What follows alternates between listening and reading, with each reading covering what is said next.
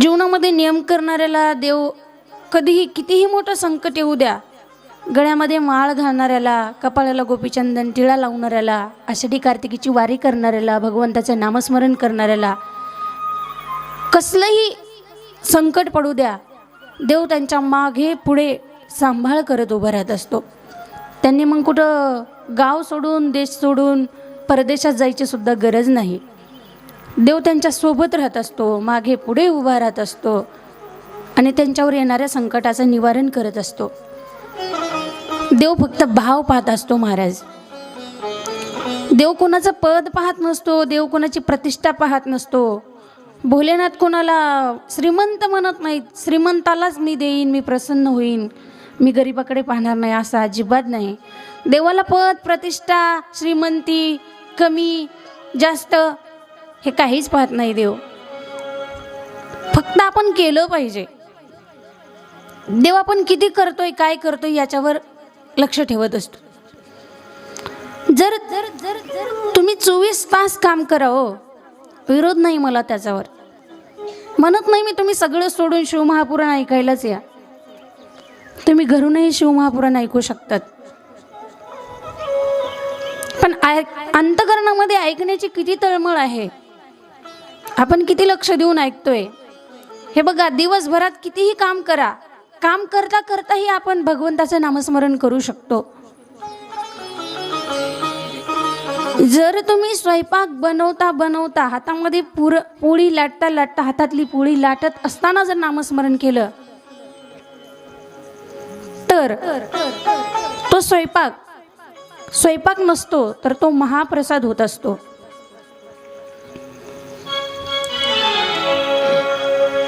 जर तुम्ही घरची कामं करत करत करत फिरत फिरत भगवंताचं नामस्मरण केलं तर ते तुमचं फिरणं होत नाही, तर ती तुम्ही केलेली तुमच्या पायाची वारी होत असते. जर तुम्ही घरामध्ये नामस्मरण केलं तर ते घर नाही, तर ते महाद्वार होत असतं. दारामध्ये भगवंताचं नामस्मरण केलं, कामामध्ये काम, काही म्हणा राम राम, जाईल भवश्रम आणि सुख होईल दुःखाचे. त्याच्यासाठी तिथपर्यंत जायची गरज नाही. आपण एका जागी ठाईच वैसोनी करा एक चित्त, आवडी अनंत आळवावा. आपण किती अर्थतेने आवाज देतोय, किती अर्थतेने करतोय, किती अंतःकरणयुक्त करतोय, याला फार महत्त्व आहे. कारण आत्ताचं युग म्हणजे सध्याचं युग कसं आहे तुम्हाला सर्वांना माहीत आहे.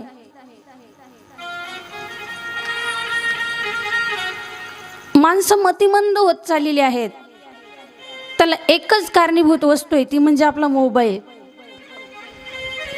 घरी आई वडील आहेत, मुंबईहून एखाद्या मोठ्या व्यक्तीचा फोन यावा तर मुंबईच्या माणसाला हो घरी बसून विचारतो, बीपीची गोळी खाल्ली का, शुगर कशी आहे तुमची. घरी बाप चक्कर येऊन पडलाय तरी सुद्धा का आपलं लक्ष नाही.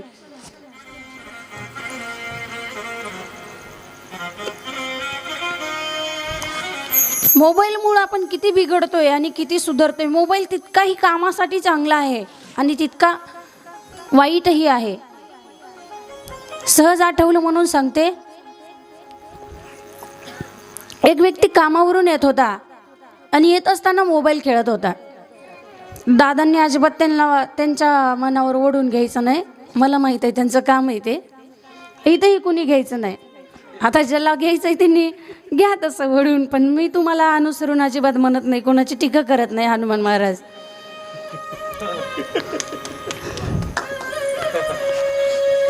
उद्या तबला वाजवायचं नाही ते.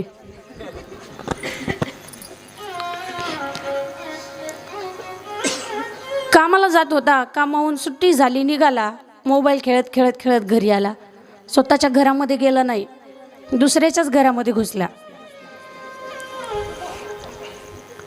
जाऊन सोफ्यावर बसला. दररोजची सवय होती पाणी आणायला सांगितलं. आता त्या किचन मधल्याही आवाज ओळखला नाही, काही नाही. मोबाईलमध्ये त्या बी धुंदच होत्या. त्यांनी पाणी आणलं, पाणी कोणाला दिलं हेही पाहिलं नाही. बसणाऱ्यांनी पाणी कोण दिलं हेही पाहिलं नाही. पाणी पिलं, त्या पाणी देऊन किचनमध्ये निघून गेल्या. आता घराचा ओरिजिनल मालक आला, तो पण व्हॉट्सअप चालित होता. हां, आता ते तुम्ही घ्या तुमच्या पद्धतीनं, काय पाहत होता ते, आहे की नाही. तो म्हणला माझा रॉंग नंबर लागला काय करू, मी तिसऱ्याच्याच घरात आलो वाटतं. हा तिसऱ्या चौथ्याच्या घरी निघून गेला. तिथल्या घरच्यानी इतका हाणला. तो पुन्हा चौकात येऊन विचार करतो मी नेमकं कोणत्या गल्लीत गेलो होतो. पुन्हा आपल्या पहिल्या घरी गेला, बघतो तर एक सोफ्यावर बसलाय मोबाईल खेळत. ह्यानं त्याला हाणलं. तो पुन्हा बाहेर येऊन पाहतोय मी नेमकं कोणाच्या घरी गेलतो. ह्यानं काही बोलला नाही त्यांना आणि ती काही बोलली नाही ह्यांना, कारण हे सध्याचं इंटरनेटचं युग आहे की नाही. मला सांगायचं काय आहे तुम्हाला चांगल्या प्रकारे कळलं आहे. मोबाईलचे दुष्परिणाम आजकाल किती या तरुण पिढीवर होत आहेत. यातून सुद्धा आपल्याला आता मला वाटतं ही आपल्या आज्या ही आई आहेत ना, ही शेवटची पिढी असेल दिलीप दादा. ही शेवटची पिढी आहे ज्यांना मोबाईल म्हणजे हवा वाटत नाही. याच्यानंतरच्या सगळ्या आया ना आपल्या मुलाला पदर देऊ शकतील, ना म्हणजे मला टीका नाही करायचे ना आपल्या मुलाला संस्कार देऊ शकतील.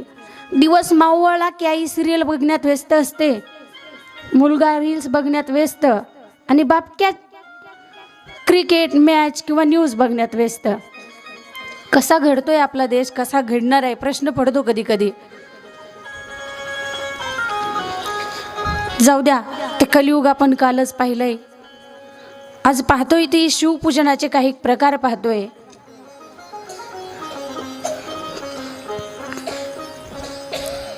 शिवलिंगाचा पहिला प्रकार आहे तो स्वयंभू शिवलिंग आहे. त्या शिवलिंगाला नाही घडवलं नाही ना बनवलं नाही, घडविला नाही बैसविला, ते स्वयंभू शिवलिंग आहे. कुठंतरी आहे ते दर्शनाला गेल्यानंतर भूगर्भात आहे बघा. नुसतं आपल्याला पाहायला भेटतं ते. कुठे महिला मंडळ तुम्ही गेलत्या का? कुठं? महाबळेश्वरला. असं शिवलिंगाला स्पर्श करून दर्शन नाही, ते फक्त दर्शन मुखदर्शन, फक्त पाहण्यावरूनच दर्शन आहे ते. त्याला भूगर्भातलं शिवलिंग म्हणायचं आहे.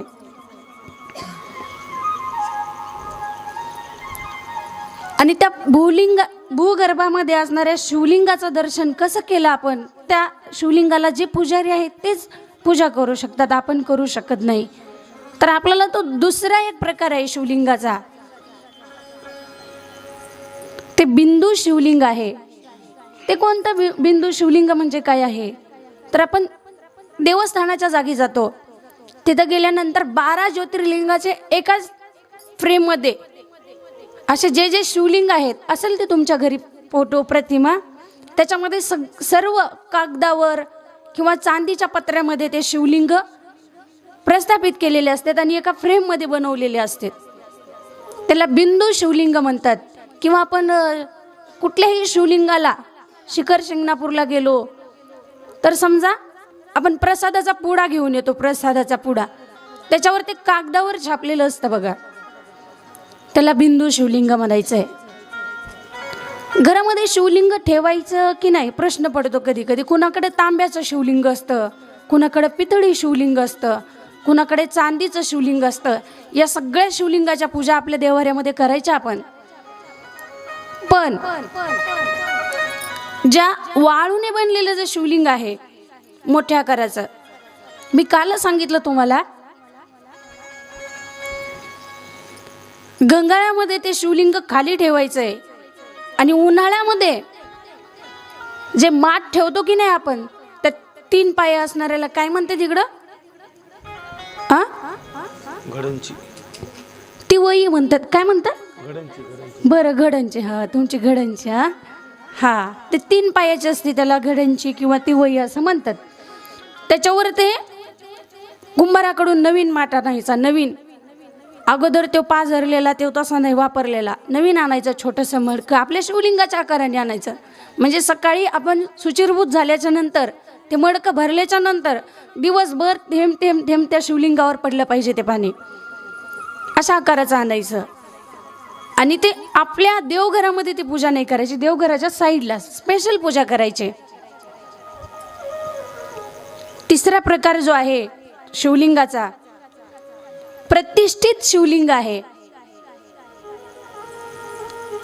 जे प्रभू रामचंद्रांनी बनवलं होतं. मंत्र प्राण ओतले होते त्या शिवलिंगामध्ये, ते प्रतिष्ठित शिवलिंग होतं. स्वयंभू शिवलिंग आहे, ते भूगर्भामध्ये राहत असतं. लक्षात ठेवा तुम्ही सर्वांनी, मी पुन्हा विचारणार आहे शेवटच्या दिवशी कथेच्या. जे बिंदू शिवलिंग असतं ते आपल्या घरी देवाऱ्यामध्ये किंवा आपण देवावरून आणलेल्या त्या फोटोमध्ये त्याला बिंदू शिवलिंग म्हणतात. आणि प्रतिष्ठित शिवलिंग जे आपण बनवतो, त्याची पूजा करतो, आरती करतो, त्यात मंत्र म्हणून जे ब्राह्मण देवता प्राण ओततात त्याला बिंदू शिवलिंग, प्रतिष्ठित शिवलिंग म्हणायचं. आणि आयुष्यात जर आपल्या सर्व पापाला नष्ट करायचे तर ओम किंवा ओम नमः शिवाय किंवा हरे नमः असे काही मंत्र आहेत देवाचे, तुम्हाला यूट्यूबवर ते भेटून जातील. त्यातले कुठलेही 2-3 मंत्र आपल्या जीवनामध्ये एक जरी म्हटला तरी चालतंय. अशी पूजा आपल्या हातून घडली पाहिजे. काहींच्या घरामध्ये देवाला दुग्ध अभिषेक करायचा, आपल्याला आरोग्य प्राप्ती होते. काहींच्या पिढ्यानपिढ्यांचा जो भांडणाचा वादविवाद असतो, तो जर वादविवाद मिटवायचा असेल तर गुरुजींनी सांगितलंय दह्याचा अभिषेकाला प्रदोषच्या दिवशी किंवा सोमवारच्या दिवशी दह्याचा अभिषेक करायचा, 1 दिवस नाही. तर आपण जर महिन्याच्या महाशिवरात्रीला करतोय तर आजपासून पुढच्या 1 वर्षापर्यंत दह्याचा अभिषेक आपण महादेवाला करा. नक्कीच आपल्या घरातले कितीही अडखळलेलं काम असेल आणि वादामध्ये अडकलं असेल, घरातली भांडणं असतील, घरामध्ये एकमेकाबद्दल प्रेम नाही, जिव्हाळा नाही, कळवळा नाही, कोण कुणाचं ऐकत नाही, मोठे मोठे महात्म्यांचे आपण भाषण ऐकतोय, ते सांगतात, तुम्ही काय लक्षात घेताय? तर बघा, आपल्या घरचा व्यक्ती बाहेर जाऊन गोड बोलतोय, घरात आल्यानंतर पुन्हा वादविवाद करतोय, हे काहीतरी दोष असतो, पितृदोष असतो. पण तो जर आपल्याला नष्ट करायचा आहे तर दह्याचा अभिषेक महादेवाला करायचा आहे, शिवलिंगाला करायचा आहे. त्याच्यानंतर तिसरं शिवलिंग आहे ते प्रतिष्ठित शिवलिंग आहे. आणि 4 नंबरचं जे शिवलिंग आहे ते चल शिवलिंग आहे. चल शिवलिंग जे इथून उचललं जातं आणि दुसरीकडे नेऊन मांडता येतं. म्हणजे पूजा झाली की आपण पुन्हा मांडून दुसरीकडे ठेवू शकतो. तुमच्या लक्षात येत आहे ना, जे पहिलं शिवलिंग आहे ते स्वयंभू आहे, त्याला कुणी बनवलं नाही, कुणी घडवलं नाही. जे दुसरं शिवलिंग आहे ते बिंदू शिवलिंग आहे. तिसरं शिवलिंग आहे ते प्रतिष्ठित शिवलिंग आहे, त्याच्यामध्ये प्राण ओतले जातात, मंत्र म्हणले जातात.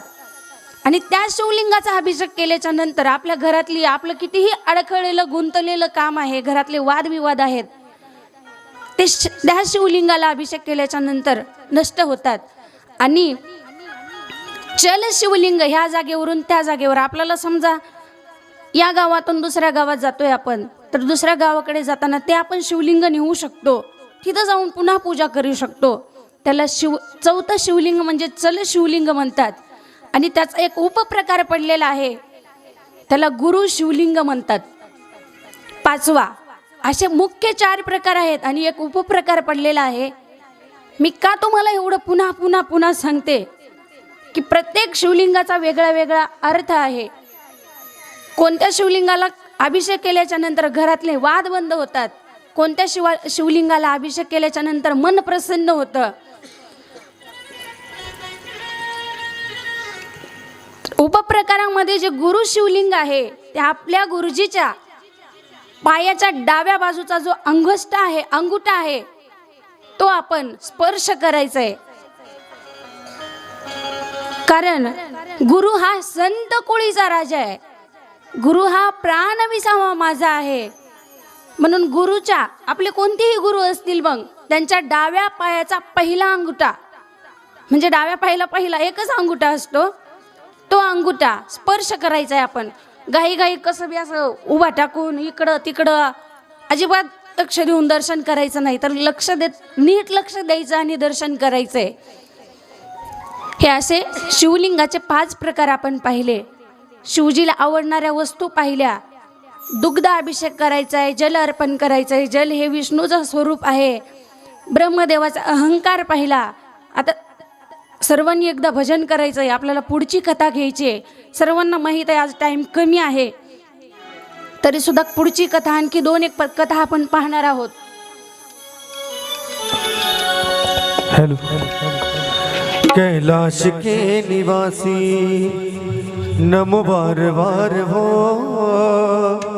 कैलाश के निवासी नमो बार बार हो, आयो शरण तिहार प्रभु तार तार दो, आयो शरण तिहार प्रभु तार तार दो, आयो शरण तिहार प्रभु तार तार दो, कैलाश के निवासी नमो बार बार हो, कैलाश के निवासी प्रभु बार बार हो, आयो शरण तिहार भोले तार तार दो, आयो शरण तिहार प्रभु बार बार हो.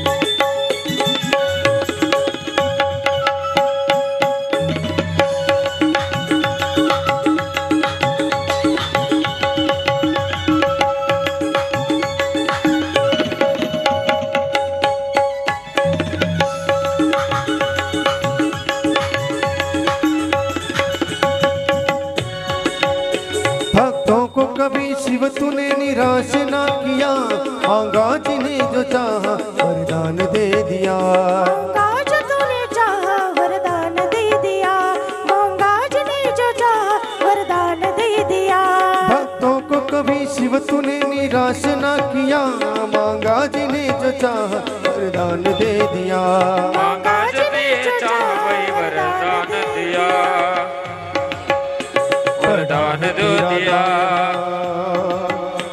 बड़ा है तेरा दायरा बड़ा दातार तू, बड़ा है तेरा दायरा बड़ा दातार तू, आयो शरण तिहार प्रभु तार तार तू, आयो शरण तिहार भोले तार तार तू, आयो शरण तिहार प्रभु तार तार वो, आयो शरण तिहार प्रभु तार तार वो.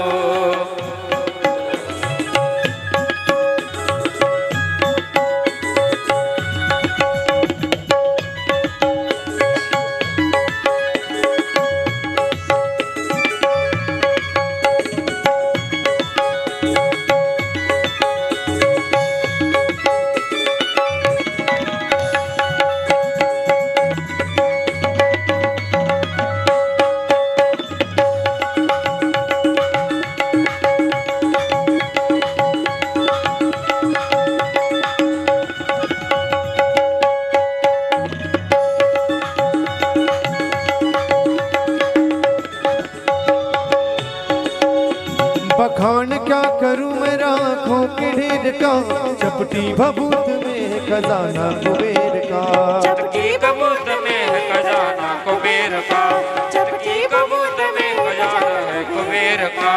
बखान क्या करूं मैं राखों के ढेर का, चपटी भभूत में है खजाना कुबेर का, चटकी कबूत में है खजाना कुबेर का, चटकी कबूत में खजाना है कुबेर का. गंगाधर मुक्ति द्वार ओंकार तू है, ओंकार तू,